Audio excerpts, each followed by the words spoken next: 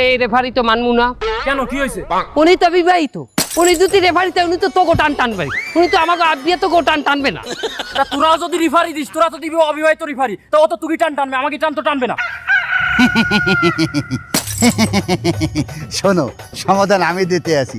তোমাকে খেলায় যে রেফারি লাগবে, এই আমি রেফারি পারফেক্ট আছি। তোমাকে একজন রেফারি লাগবে যে বিবাহিত আবার অবিবাহিত, এইটা হইলাম আমি। কেমনে? আমার বিবাহ হয়েছিল কিন্তু তালাক হয়ে গেছে, এখন আমি মাঝামাঝি আছি, এই জন্য আমি তোমাকে রেফারি হিসাবে পারফেক্ট আছি। তুমি মেয়া রেফারি, তার তুমি পাকিস্তানি গেঞ্জি গায়ে দিছো কেন? আমি বিহারি। বিহারি হলে তোমার গায়ে ইন্ডিয়ান গেঞ্জি থাকবে, পাকিস্তানি গেঞ্জি কেন? আমি পাকিস্তানি বিহারি। আশ্চর্য, এই লোক বিহারি। আপনি কি বিহারি? কেন বিশ্বাস হয় না? আরে यार, তোরা তো বিশ্বাস করো।